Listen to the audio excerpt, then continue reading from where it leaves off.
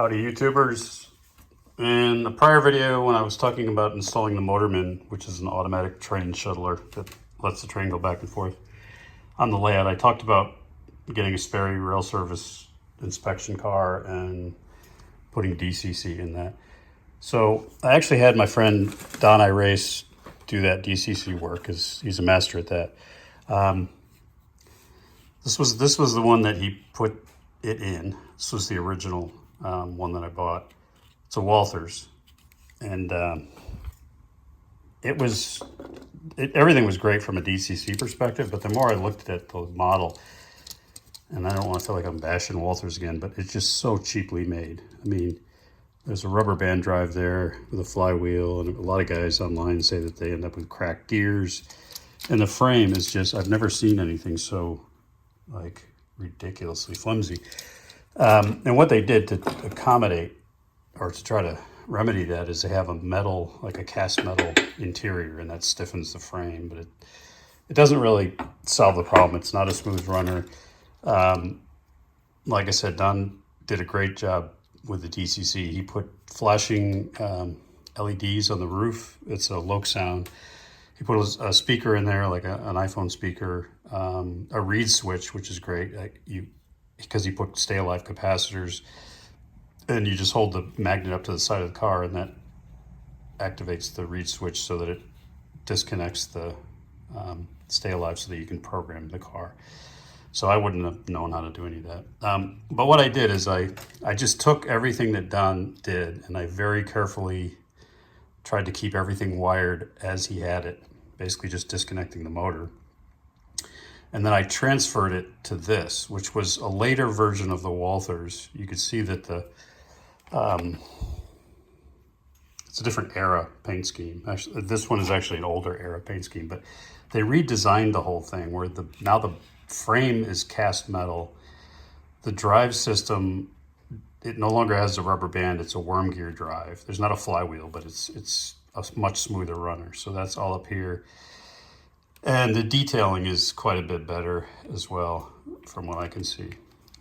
So I don't know how long they made these or when they made them. It's the SRS 123 that has the new drive system. And you can tell by looking at the bottom how there's those 3 bumps on the bottom of the drive gear. The bottom of the drive gear of the initial design has that square in the middle. And it's just, again, like flimsy. So they made some design changes before they stopped making it. They made some improvements, a much stiffer frame and a much better drive system. I mean, it's not, it's certainly not an Atlas, but it's great for what I'm using it for. So you can see the way Don did it is he had everything, he had everything stuck to the floor, which is fine because there's too many wires to get into a small thing like this. Only thing I did differently is I blacked out this section, so these 3 windows, and then on the other side these 3 windows. So you really can't tell. You can see in the other windows. I didn't want to lose that effect, but what I did black out is where most of the wires are. It's where the decoder is, and it's where the speaker is. It's all kind of right in there. And then I'm going to hide the ceiling wires. I mean the roof wires between the roof and the car itself, and those are for these flashers. He's got a flasher on each end, and well, I'll show you in an upcoming video. There's actually a light that sits over top of the LEDs that are there, little orange lights. So those are cool. It kind of blinks when you're running. If you hit the F6 function key, you can see the keep alive capacitor in that window, and there's a person sitting next to it. I also put some people in the end here, the inspection crew, and then there's a driver. Let me get that situated. You can sort of see him in there. Yeah. So I try to put as much detail as I can. These wires will all be tucked up under here. And then Don had it so that the reed switch is, you can see it right there. Wanted it to be visible so you know where to put the magnet. So you put a magnet there on the outside of the car, and that disconnects the capacitors so that you can program it. Otherwise, it's a problem. So everything, I basically had done, designed the wiring, get it all set up, and then I just carefully, surgically removed it from this one and put it into this one, and it's a great,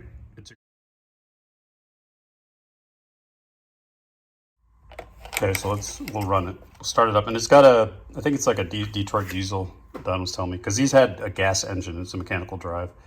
They're the doodle bugs that Sperry Rail Service, which I think is in Connecticut, they had these for a long time, up until like the 90s. Now they have more modern ones, but they use them to inspect, check track geometry, and look for defects in the track. So let's start it up.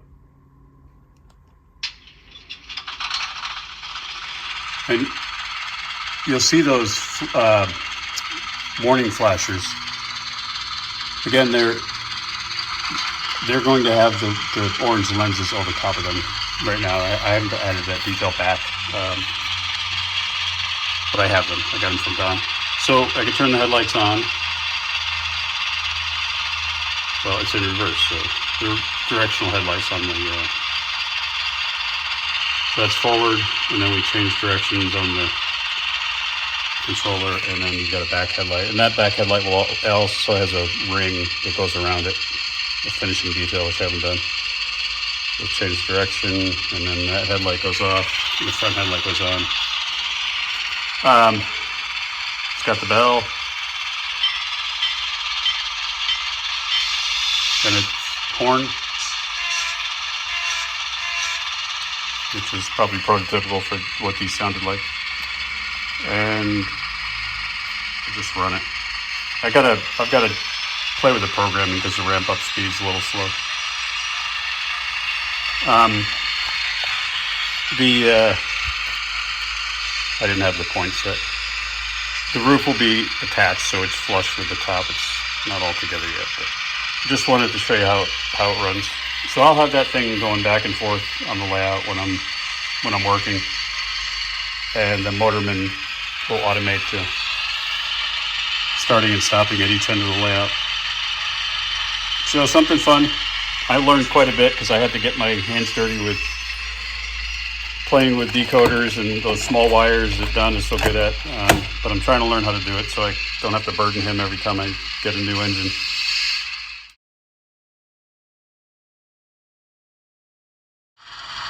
So there it is, all done.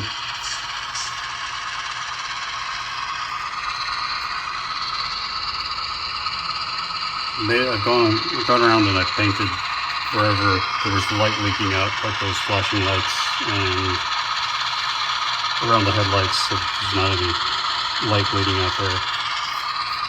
And the reverse light, which goes on when it goes the other direction. But I've got it hooked up with a Motorman Iowa Skilled Engineering train shuttler. So if I just say run, sounds the bell, starts going forward.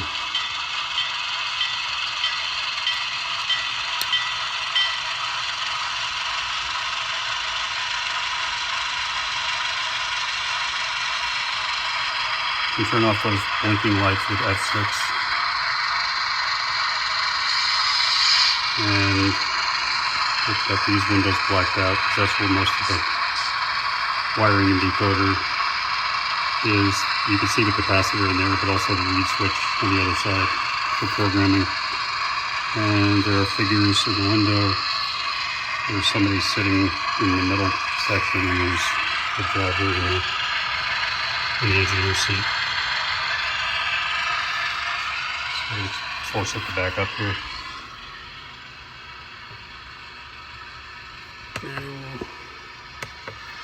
Reverse, you see that rear light will go on.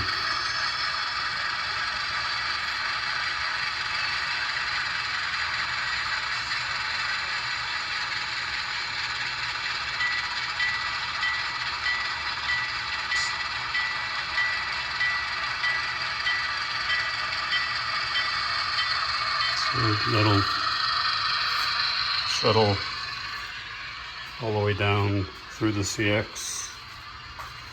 CSX yard. It'll hit the IR sensor. That'll cause it to stop and head the other direction. which takes it out to this main line extension here, where there is another IR sensor. There you have it. Sperry Railcar. Thanks again to Don Iris for helping me sort out the decoder and getting all the wires and lights in place. Cheers.